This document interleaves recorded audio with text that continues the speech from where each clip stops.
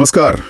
आज हम एक बड़ी दिलचस्प कहानी पर बात करने वाले हैं, सेल्फी का शौक। हाँ नमस्कार, ये कहानी एक लेख से है, सेल्फी का शौक, वास्तविक खुशी की खोज। और इसके जरिए हम कोशिश करेंगे समझने की कि ये जो ऑनलाइन दुनिया है और असल जिंदगी की खुशी, इसमें क्या फर्क है। बिल्कुल। कहानी का फोकस रीमी नाम की एक लड़की पर है, कॉलेज स्टूडेंट है। हाँ, और उसे मतलब एक तरह का जुनून है, परफेक्ट सेल्फी हर वक्त।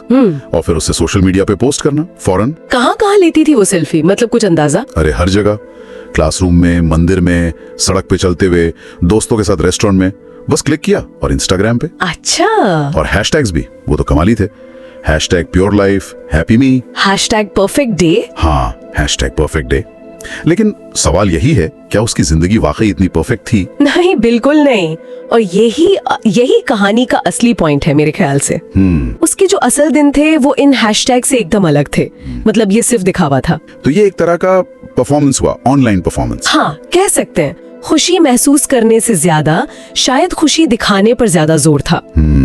लेख भी यही बताता है कि कैसे वो मतलब दोस्तों से सच में बात करने के बजाय अपने लाइक्स गिनती रहती थी। कितने लाइक्स आए, कितने कमेंट्स आए, ये एक तरह की बाहरी मान्यता की तलाश है, वैलिडेशन। सही बात है। और ये प्रेशर, ये दबाव तो शायद आजकल बहुत लोग महसूस करते हैं ना। हाँ, वो परफेक्ट शॉट, परफेक्ट एंगल, बिल्कुल, परफेक्ट कैप्शन।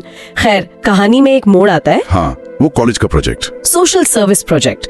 उसे एक बहुत दूर के गांव जाना पड़ता है, ऐसी जगह जहाँ कुछ भी नहीं था, मतलब आज के जमाने के हिसाब से। सही कहा। ना नेटवर्क, ना बिजली, ना इंटरनेट। तो सेल्फी पोस्ट करने का तो चांस ही नहीं था। बिल्कुल।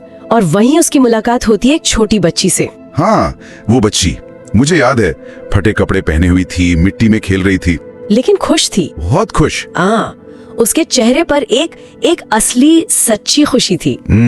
कोई फिल्टर नहीं, कोई फिल्टर नहीं।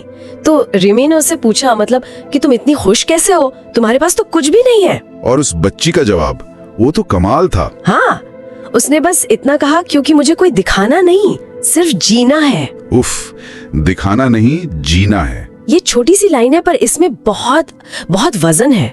ये सीधा उस मुद्दे पर चोट करती है, प्रामाणिकता बनाम दिखावा। असली चीज बनाम दुनिया को दिखाने वाली चीज। बिल्कुल। और स्रोत लेख भी इसी तरफ इशारा करता है, अंदरूनी एहसास और भारी दिखावे का फर्क। ये सुनकर रिमी को कैसा लगा होगा? मतलब एक शॉक लगा होगा शायद। हाँ बिल्कुल। कहानी कहती है उसे झटका सा लगा। उसे एकदम से रियलाइज हुआ कि असली खुशी इन फिल्टर्स में नहीं है। हाँ, वो एहसास में है, फीलिंग में है। कहानी की वो लाइन भी तो है, असली खुशी फिल्टर में नहीं, फीलिंग में होती है। बहुत खूब, ये बड़ी बात है। हाँ, और ये हमें एक बड़े सवाल की तरफ ले जाता है, जो शायद लेख भी उठा रहा था। कौन सा सवाल? कि ये जो हमारी आदत बन गई है, हर चीज को लगातार रिकॉर्ड करने की, शेयर करने की, क्या ये आदत हमारे अनुभव करने के तरीके को ही बदल रही है? मतलब जब हम किसी पल को जी नहीं रहे, बल्कि उसे कैप्चर करने में लगे हैं। हाँ, परफेक्ट बनाने में। हाँ, क्या हम उस पल का जो असली मजा है, जो एहसास है, उसे खो देते हैं सिर्फ इसलिए कि हमें उसे दुनिया को दिखाना है? सोचने वाली बात है, सच में। क्या हम वो सनसेट देख पाते हैं जब हम उसका बेस्ट फोटो लेने में बिजी हों?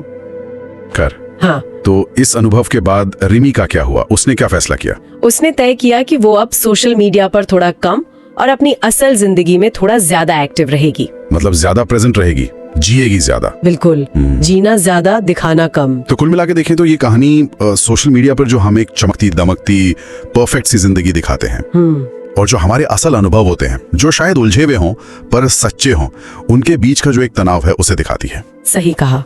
और ये याद दिलाती है कि शायद सच्ची खुशी दिखाने में उतनी नहीं है जितनी जीने में है।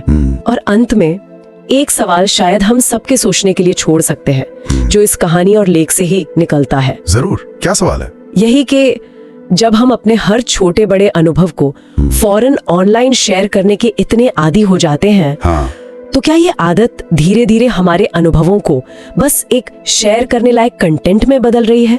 क्या हम उन्हें गहराई से महसूस करने की बजाय सिर्फ कंटेंट की तरह देख रहे हैं?